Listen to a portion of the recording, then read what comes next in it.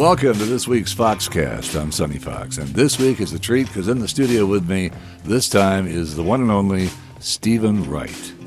Thank you very much. See, even there he took a breath and pondered the response. I noticed. I thought at first it was a trick question. Yeah. Well, it was, but you blew it. No, anyway, your special is called The Leaves Blow Away. We'll be talking about that. Okay. Yeah, lots of things. I got a chance to see it, and the hat you're wearing is marvelous. Oh, thank you very much. You got one of those pork pie Kevin Federline Bowery Boys hats on. Yeah, I saw a band, and a bunch of the people in the band were wearing those hats, and I thought, I should get one of those hats. So I did. That was about 5 years ago. Oh, yeah? Well, I was going to say, is it for style, or is it because of the hairline? Or? It's hairline, it's change of pace, it's style. Yeah. Covers many subjects, including my head. In fact, the last time I saw one of those was in Rocky. Balboa wore one. In the original, Oh, yeah? In the original Rocky movie. Don't you remember that? Oh, wait, I think I do remember in that movie, yeah. Right, he was wearing the pork pie hat. Stephen Wright is from Boston, actually a little outside of Boston, right? Yeah, Burlington, 20 miles outside. You came up with a bunch of guys from Boston. Dennis Leary, who else?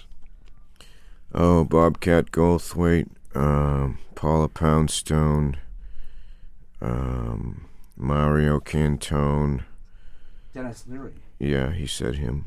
Dennis Okay, Leary. I missed that. And, can't remember right now. It's Kevin Meaney. Boston's always been a lot of people. Boston's a great. It's always had a lot of comedy clubs and a lot of venues to work out of. But you started at where was I forgot the name of it? It's Ding Hole. What was the name of the place? It was the Comedy Connection. There were two clubs: the Comedy Connection and then the Ding Ho Comedy Club. Right. Was in Cambridge. We all used to play at both of them. And you were you used to watch comics when you were a kid on the Tonight Show. Oh yeah, I was watching the Tonight Show all the time. I loved watching Johnny. I thought he was amazing, and I loved the guests he had on. And it was like in the late mid '70s, no, early '70s, like David Brenner and Carlin and Robert Klein and people like that. I just loved it. I thought it was amazing to see those comedians. Did you actually think you'd be on TV one day? I fantasized about it, but I didn't know if it would really happen. But from seeing those guys, that's how it got in my head that I would like to do that if I could. There was also a radio show in Boston. The guy played 2 entire comedy albums every Sunday night. And I had a little radio in bed with me. I was like 14, 15 years old, and I heard like everything that was recorded. It was amazing. 2001 Man, Mel Brooks, and David Fry, the Impressionist, and the Woody Allen albums. And I think I was studying comedy without knowing I was, because I just had such an interest.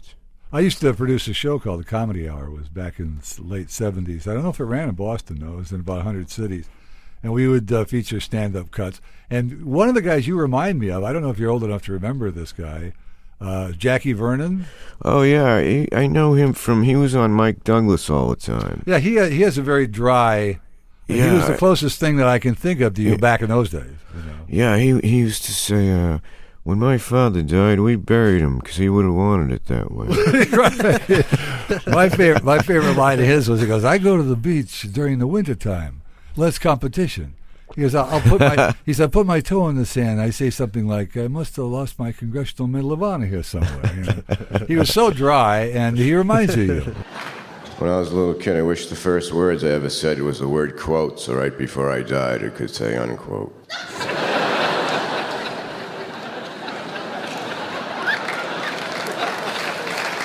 Lots of my friends have babies, but I don't have any babies, but I have lots of friends. Babies don't have any friends.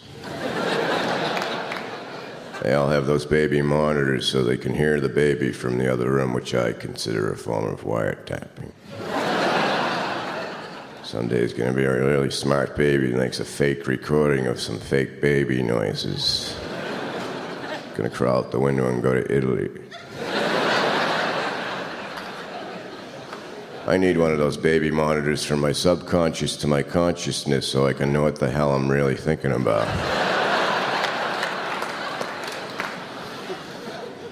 Sometimes I talk to myself fluently in languages I'm unfamiliar with.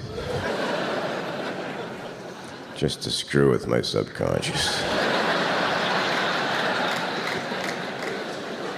It's a good thing a lot of people speak foreign languages, otherwise those people would have no one to talk to.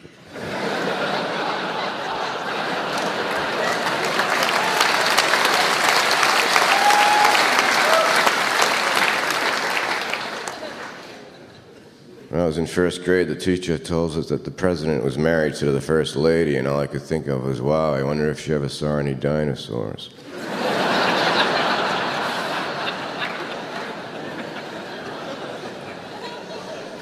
She told us about Michelangelo and the Sistine Chapel, and that day I went home, I was laying at the top of my bunk bed looking at the ceiling, and I'm thinking, why not? My brother's pushing the bed around. Give me more aqua.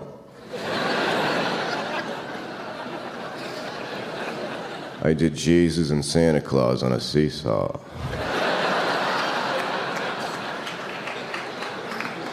I had Jesus on the low end, even though he weighed less.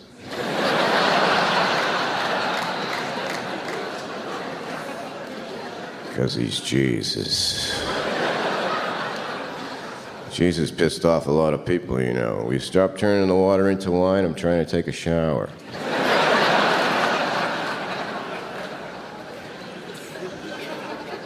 What did Jesus ever do for Santa Claus on his birthday?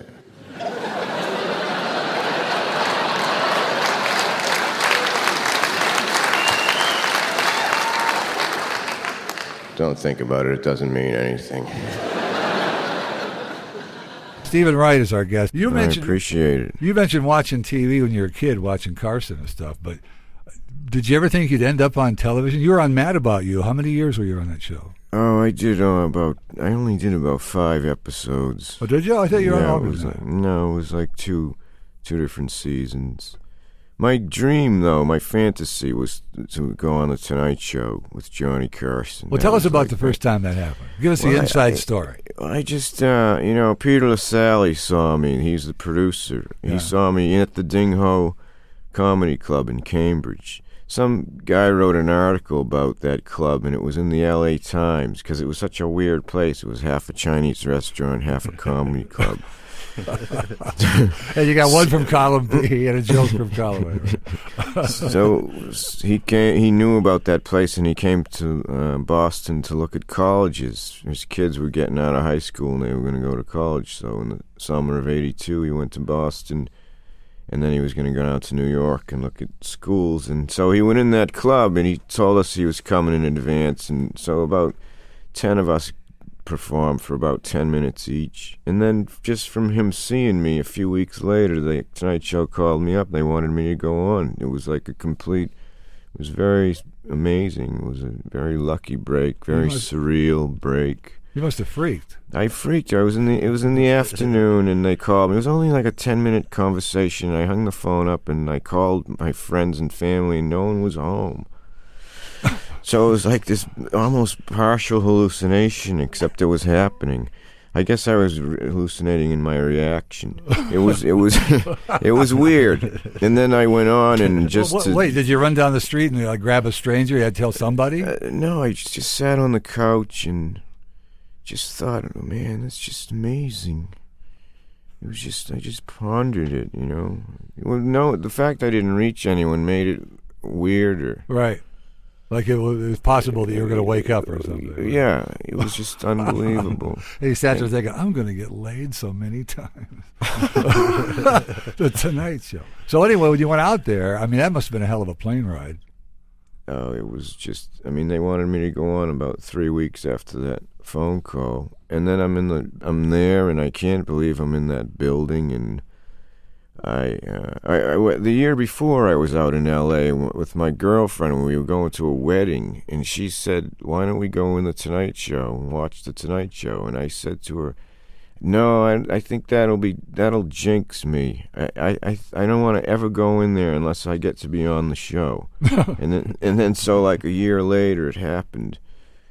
So I was in the makeup room. They put makeup on, which was a whole other thing. I had never had makeup on. Really? And I'm just sitting there in the chair, and I look like I just look like regular. I didn't have a tan or anything. And about 9 minutes later, I looked like a complete health freak, like outside, like California guy with sparkly eyes, and they did everything, mascara and everything. And as I sat there, I thought, my God, the women, they've been doing this for years. I just couldn't. I was fascinated by the change. Right. And then Johnny came in and he started talking to me in the makeup room, and he could have been saying, "We're going to axe murder you, and we're going to bury your body in 9 different states." And I would have just yes, I understand. Yes, I was speechless. Right. There he was. He was standing there. It was amazing. Wow. And now I know from talking to other comedians that they're very particular about your material, so before you go on, they go over it, right? Yeah. Now, they must have, when they read your material, they must have, what did they say? I mean, it wasn't the normal David Brenner stuff. Well, did they say this is funny, or what? The guy, Peter, saw me in the club, and he thought it was funny, and he was the co-producer, so they wanted a tape. They wanted to show a tape of it to Freddie DeCordova before I went on. Right. And so I mailed them a tape, but the only tape I had was one tape from another comedy club, and I didn't even have shoes on. I had flip-flops and jeans, and they saw the tape, and they liked the material, but I remember Jim McCauley, the talent coordinator, saying, "You're going to have to, wear, better clothes, dress like you're going to a wedding reception or something." I mean, I wasn't going to wear flip-flops on the show, but that's the tape they got. But they knew the material, and they liked it, and that was amazing. Wow. And there you were on The Tonight Show. I mean, I was so nervous that I kind of went numb. Really? Before I walked out. Now, did he invite you over to the couch, or did he give you the nod the first time? No, he did. He invited me over. They told me when it's over, look over at him and then put the mic back in the mic stand and then leave through the curtain. And I was done, and I looked over, and he was motioning for me to go over. And you can see on the tape, it's funny, because I take a half a step, and then I stop, and then I continue on, because I'm not sure what's happening. Right, you want to make a mistake. During the 5 minutes I did, when the audience started laughing, I thought, wow, I'm just going to try to do this like I'm playing in the comedy club. I'll just play to these 500 people and kind of ignore that it's on TV. Right. And then I heard Johnny laughing, and that was just, like I said, watching him since I was 14, to hear him laughing at something I thought of was an incredible rush. It was amazing. Wow. You didn't get aroused or anything on television, did you? No, I didn't. So disappointed. No one's ever asked me that question. Imagine how weird phones would look if your mouth was nowhere near your ears.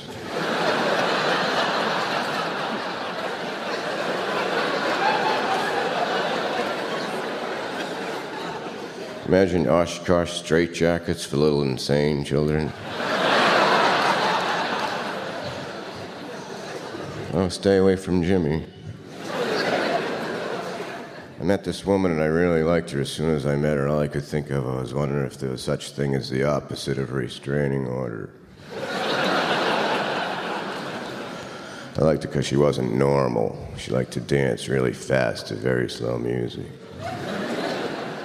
which I found very erotic, due to a head injury as a small boy. I was playing jacks way too fast. Her eyes were a little bit too close together, like the headlights on a Jeep. I used to call her AC, almost Cyclops.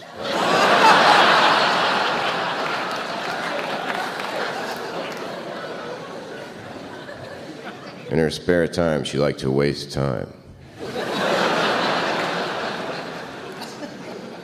She was a mail-order bridesmaid.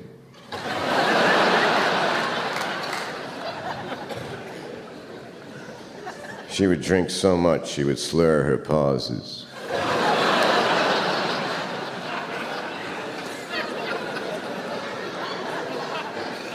She lived in a beautiful house, had cathedral floors. You walk in, you just fall right down into the middle.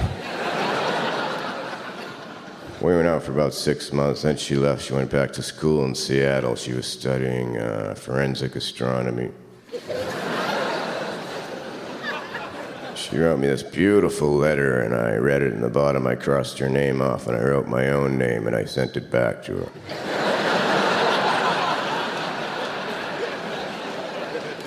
And I never heard from her ever again. Apparently, she didn't like what she wrote.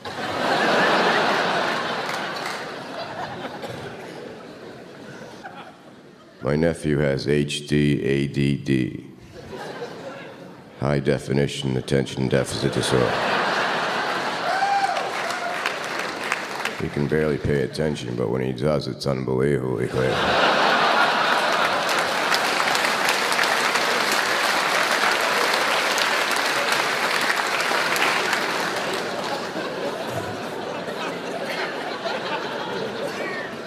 I saw an advertisement for some invisible fences.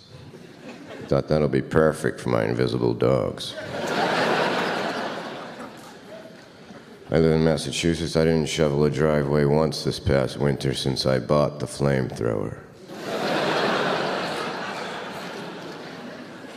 You know, the earth is bipolar.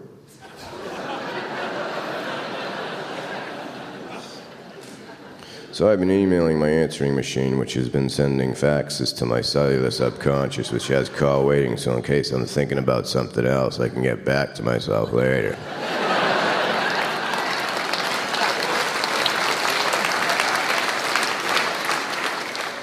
It's out of control now, don't you think? I heard soon they're going to have digital numbers.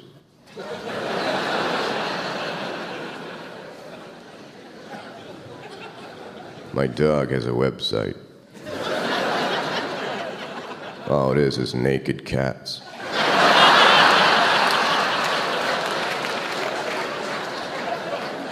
Stephen Wright is our guest in our studio, and it's really nice. He's got a special on. You got to see this. The Leaves Blow Away is the name of the Comedy Central special. Where did the title come from?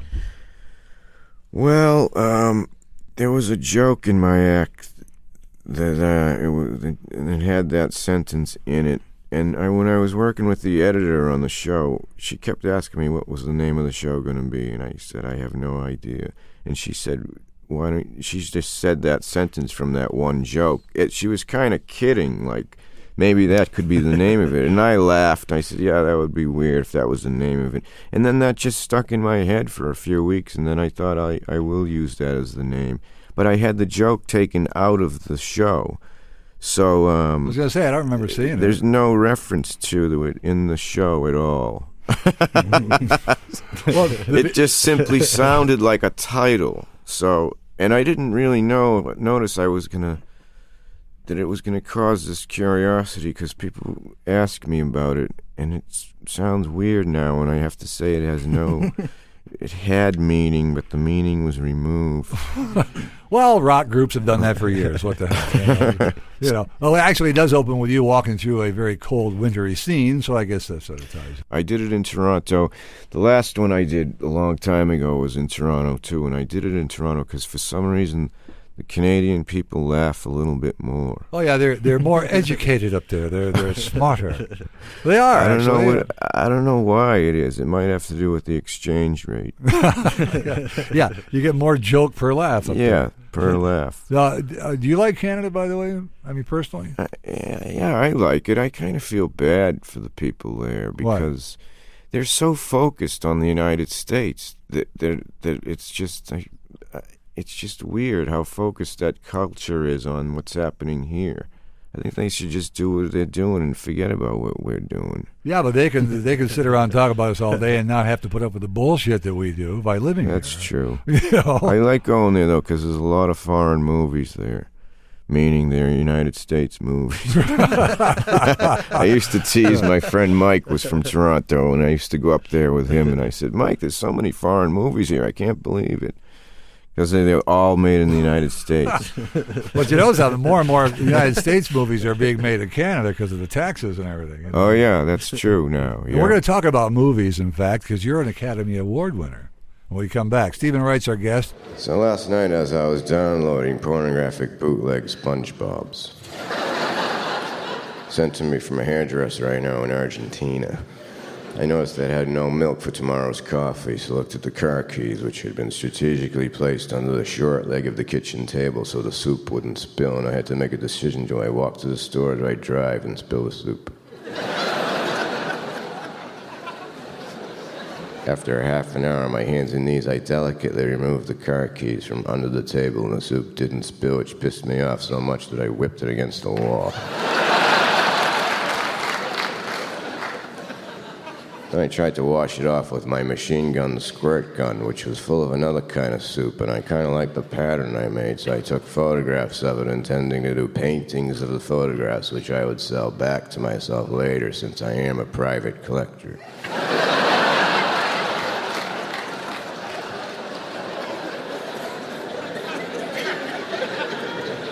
Then I get outside and get in my car and I'm driving out to the store. My mind is skipping around and wondering how my life would have been different had I been born one day earlier. Then I'm thinking maybe it wouldn't have been different other than I would have asked that question yesterday.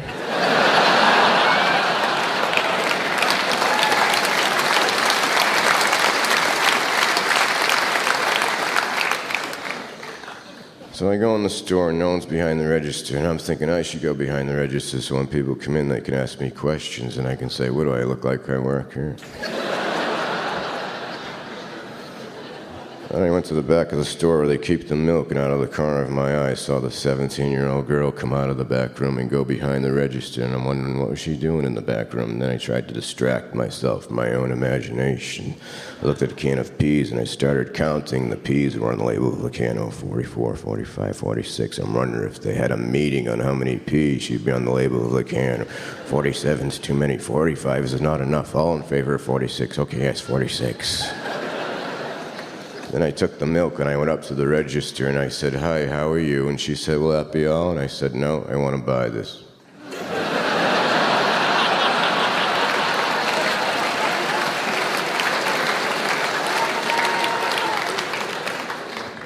And I tried to read her mind, but I couldn't because I can barely read my own mind. Then I was imagining me and her running naked across Fenway Park, holding hands in the crowd, cheering, go, go, go. Then I said to her, do you like baseball? And she said, what? And I said, do you sell lighter fluid by the case?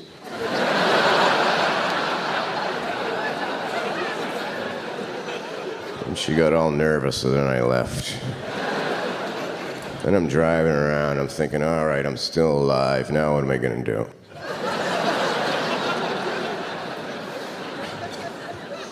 So I figured I'd go down and rent a movie, so I go down to the video store, and I can't remember the title of the movie I want, so I'm describing the movie to the guy. I said, yeah, you know, it's that black and white movie, it's on color film. I think it stars Nicolas Cage and Haley Mills. It's that movie where the country loses the war because they accidentally made the submarines out of styrofoam and they won't go under the water. The guy's just blankly looking at me. As I'm saying this to him, I'm realizing this is not a movie I saw. This is a dream I had. I'm thinking, my God, I'm trying to rent one of my own dreams. Which would be pretty cool, actually. Then the guy says to me, that's not a movie you saw, that's a dream you had. And I said, how do you know? And he said, because you were in here last week trying to rent the same thing.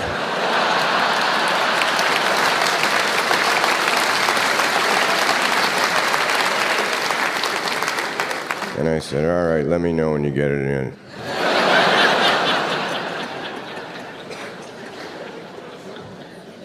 Next week, I'm going to have an MRI to find out whether or not I have claustrophobia.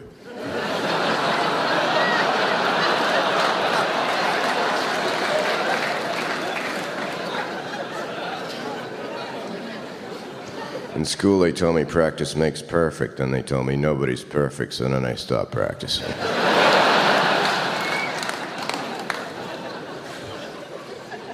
Here's some of my answers to some everyday questions. Excuse me, sir, do you know what time it is? No, I'm not from around here.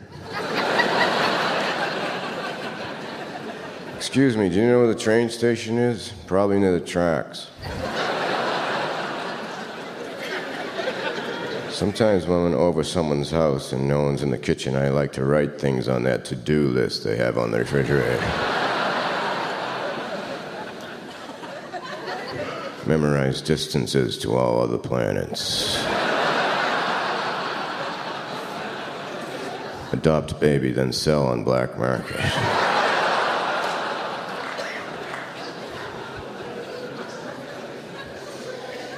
You ever notice when a house burns down, the only thing left standing is the fireplace in the chimney?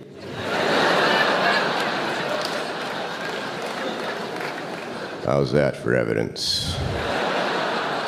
Stephen Wright is here. You're a big Klein fan, eh? Yeah, from seeing him on The Tonight Show, amazing, really amazing. In fact, he was the first comedian that I ever saw live. Really? I think I was in college in 75, and I was in a car, and the ad came on the radio. He was going to play Pass Seams, a little club in Harvard Square. They used to have music, mostly music. And I heard he was going to be there, and I went down there, and I watched him, and it was incredible. What stunned me was, from only seeing comedians on TV, where you'd see him do like 5 minutes, it was weird. He passed 5 minutes, then he passed 20 minutes, then it's 40, 45 minutes, and I'm thinking, how can he keep going? He can't be funny enough to keep going, but he just did. It blew me away. He's a great writer. He's still one of my favorite guys. I did a special with him about 6 months ago, and it was one of the few times I felt a little uncomfortable at first because I was such a big fan of his. Stephen Wright is also a movie star as well as a TV personality and a stand-up comic, a great writer, an author, a musician. But I want to save the music part because that's special to me. I'm a bass player myself. But you're in a lot of films. And if you don't know already, he was in Desperately Seeking Susan with Madonna. He was in Reservoir Dogs. Got a chance to work with Tarantino. Yeah. And So I Married an Axe Murderer with Mike Myers, Natural Born Killers. Of course, a lot of times, in fact, Ben, who was engineering our session in Washington, somebody said, "Who's Stephen Wright?" He goes, "The guy on the couch in Half Baked." Oh, yeah. Are you known to a lot of people as the guy on the couch? Yeah, like people who are about like from 18 to about 25 know me as the guy on the couch. In fact, I've been. They don't even know I do stand up. And it's like one reason I wanted to do this special was because the people who are in college now, they were only 5 when I did the last one. So I wanted to try to reach a whole other audience, but I have it for people who already know me and also. But one thing that I'm wondering is going to happen if some of these young kids are going to say, "Hey, look, that's the guy on the couch doing stand-up. I didn't know he did that." Sure they will. He got good quick. By the way, you weren't even credited in that movie. Yeah. Your name wasn't on the thing when it rolled. Yeah, we did that on purpose. Why? I don't remember why. Legal reasons, right? We thought it would be weird. Right. No, tell the truth. This piece of shit came out and it wouldn't even open. You didn't want to be associated. No. Right, We thought it was a weird thing. By the way, you... I love that movie. That movie's hilarious. Did you do any research for it? I did some unintentional research as a college student. Right. The only movie you get residual effects by being... But anyway, you've been in a lot of movies, but the one, and I'm ashamed, I have time to see it because I didn't see it the first time around. You want Out of Africa? No. That's right. I was not in that. That's right. I get the ones I've seen mixed up with the ones I've been in. He played the water buffalo. No, The Appointments of Dennis Jennings. You won an Oscar for that. You wrote that. You appeared in it. Yeah. Now, I don't want to go through the whole thing, but I want to get to the meated subject. First of all, congratulations. Thank you very much. I would have thought, because that was back in '88. Did you have, or did you not have an urge to do another film? I mean, I did, but I didn't do one for like 10 years. I did another short called One Soldier about a guy right after the Civil War obsessed with existentialist questions about being alive. Really?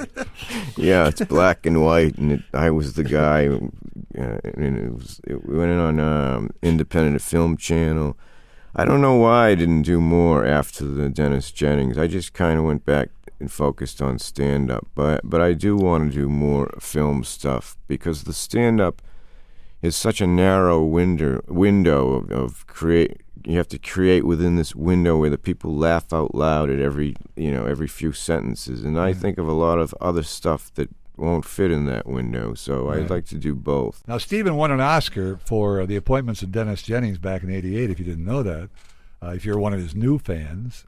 And but being nominated is one thing, winning's another. But tell us, you said you almost shit your pants when The Tonight Show called. So what happened when somebody called you and told you were nominated? Oh, the total surrealism, the whole thing. I went to HBO with my friend Mike Armstrong and to see if they'd be interested in doing a film. And they said, yes, we would, with 30-minute film.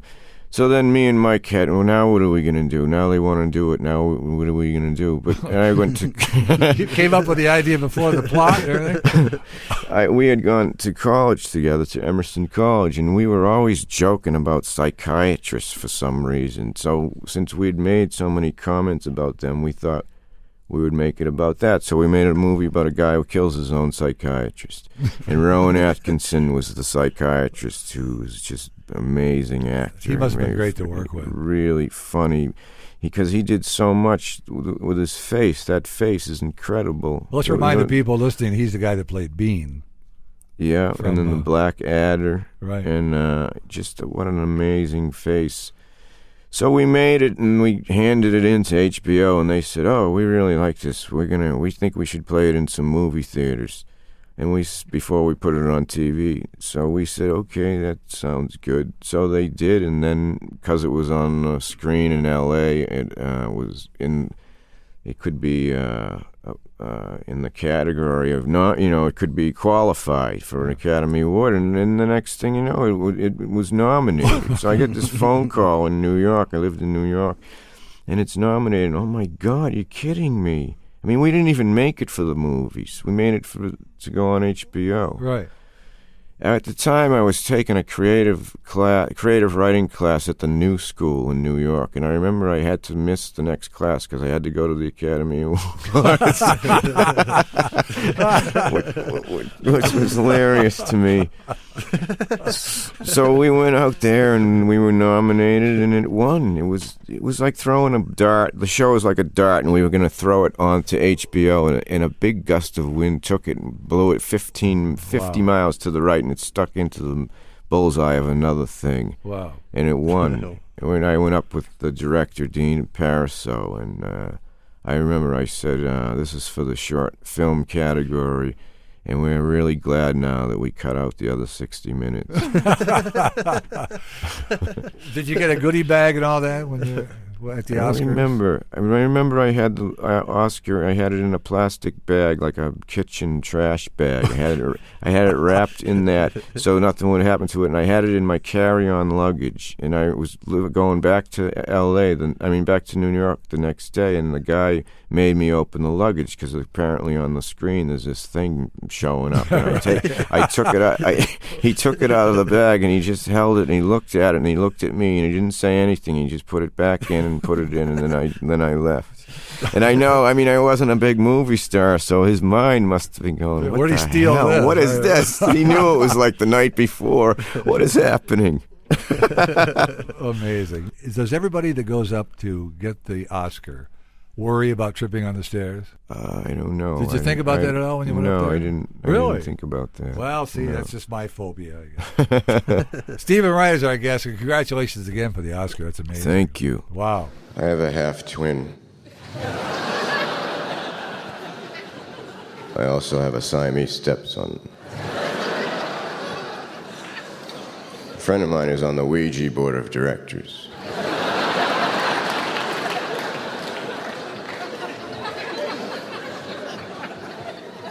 My doctor told me I shouldn't work out anymore until I'm in better shape. I said, all right, don't send me a bill until I pay you.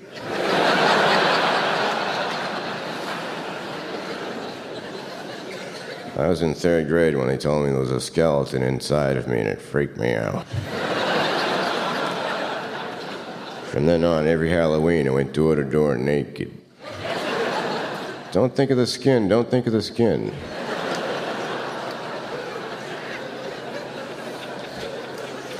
One of my grandfathers died when he was a little boy.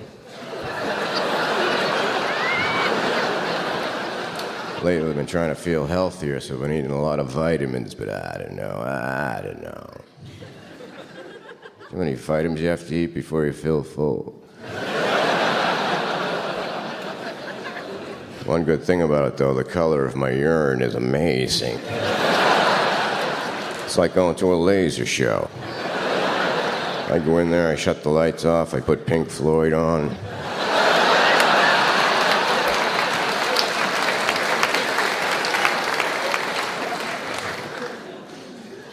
So I called up the airline to make a reservation. They said, "How many will be traveling?" I said, "How do I know? It's your plane."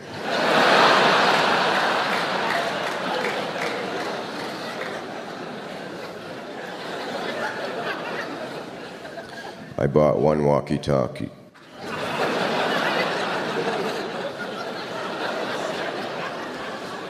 Didn't want anyone to hear what I was saying.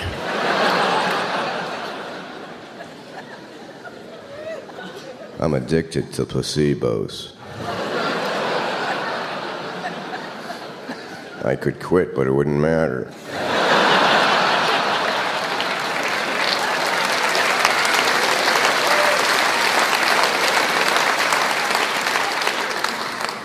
I'm also part of the Jehovah's Witness Protection Program. You have to go door to door and tell everybody I'm somebody else.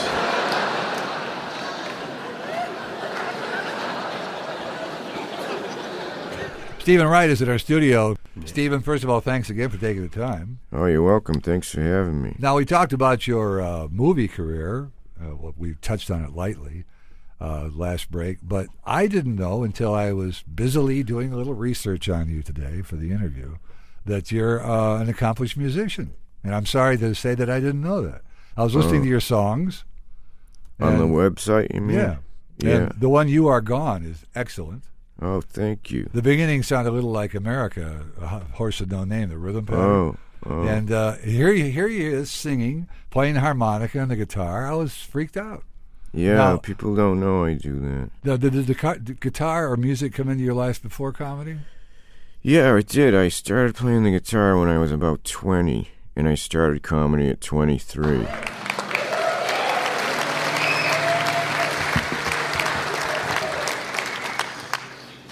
This is a song I wrote when I was 3. Oh, I think the kitten's trying to kill me.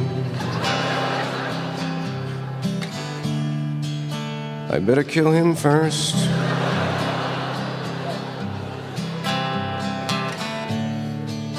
Good thing Mommy's sleeping. Where are the big scissors?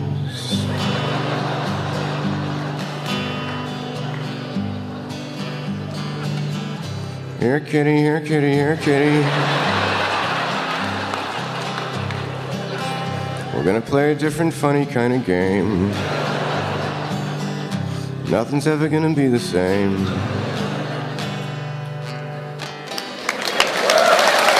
I've always just loved fooling around with the guitar. I mean, it's just, it's the thing about it is, you just pick the thing up, and as soon as you start fooling with it, it's happening right then. You know, like other creative things take so many steps before it actually happens. Right.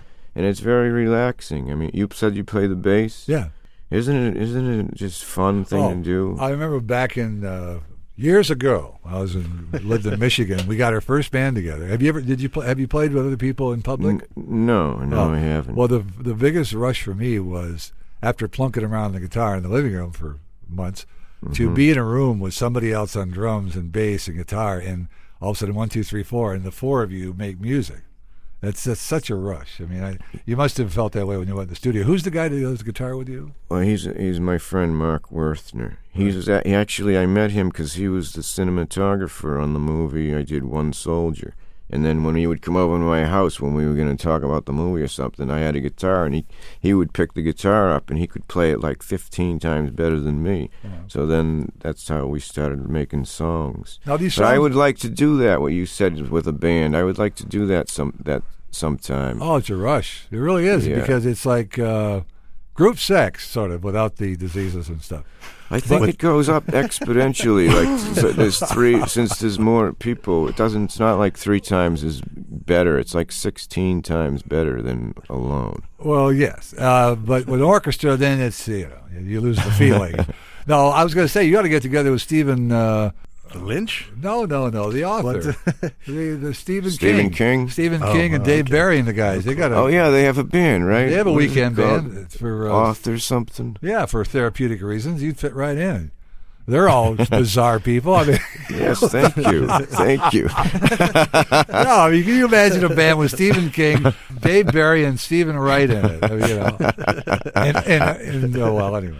But The in-between talking between songs would be probably better than yeah, Not that I've never heard them play. I'm not criticizing them. I'm just saying all those minds yeah, from another planet. it'd be a pleasure to hear you tuning and killing time. Tuning, tuning.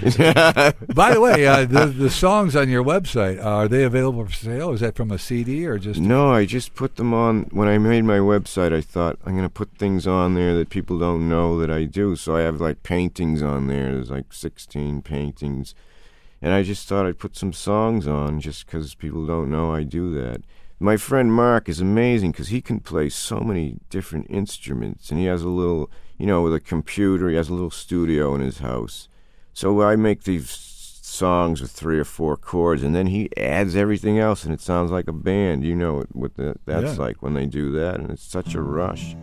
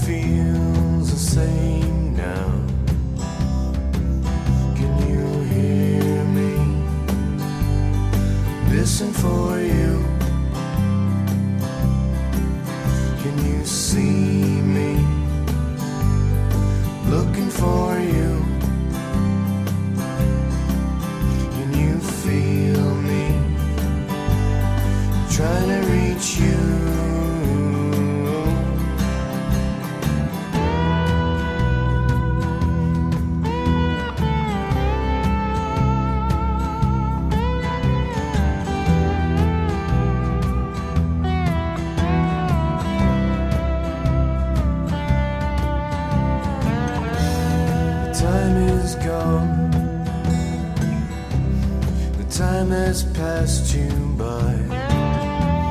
You took so long. Now it makes you cry. You didn't notice it was slipping away. You didn't notice it was drifting away.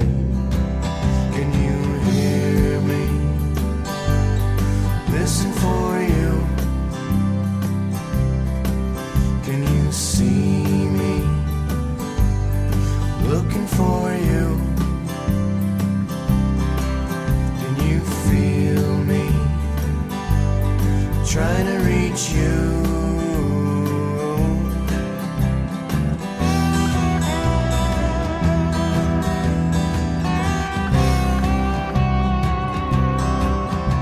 The creativeness things I do, that's the funnest thing I do. Well, the reason I asked you, by the way, whether you did music before comedy, is most people who were dedicated their life, they thought, to music like I did before I got into something else, always have that regret.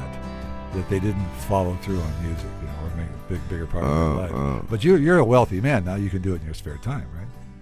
Yeah, I can do it. By the way, hanging out. that song "You Are Gone" did you write that with somebody in mind? No, it's interesting. It sounds like it, but it wasn't about anything or anyone.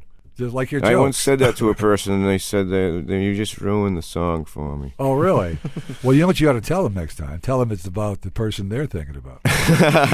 All right, Stephen Wright has been our guest tonight, and we want to really thank you. I'll plug again, When the Leaves Blow Away is his special. His website, once again, is what? StephenWright.com. Yeah, it's spelled WRIGHT, by the way, in case you had not been a Stephen Wright fan already. And listen to the music. I think it's great. I hope you do more. That. And yeah, you blow a mean harmonica. By the way, if you're a Robert Klein fan, do you remember the bit he did with the harmonica? The leg, when his leg won't stop moving. Well, yeah, I can't stop my leg. But I mean, at the end, he said a harmonica would be a great nurse's aid because the nurse could just put a harmonica in the patient's mouth and leave the room, and they could hear them breathing. Like that. And he would breathe in and out. And he says, and if they died, they'd go out with a crescendo. Anyway. That's amazing. Oh, yeah, he is a pretty amazing guy. So what's your plans in the future? Are you gonna, I know you're going to do another movie because you love that Oscar buzz. I'm sure. I want to try to do more film stuff, but also write more material and eventually go out on the road again. Just keep creating, I like just making stuff up like a kid. It's like being a kid, like just playing around. If you get a band together, please let me set in on bass one day, okay? Absolutely. All right. That would be cool. All right. Sonny Fox, thank you very much. I appreciate it. Stephen Wright, thank you. Stephen Wright, our guest this week on the Foxcast. We hope you enjoyed it. Another one next week. We won't tell you who it is. We'd like to surprise you, but you're going to love it. And thanks for listening.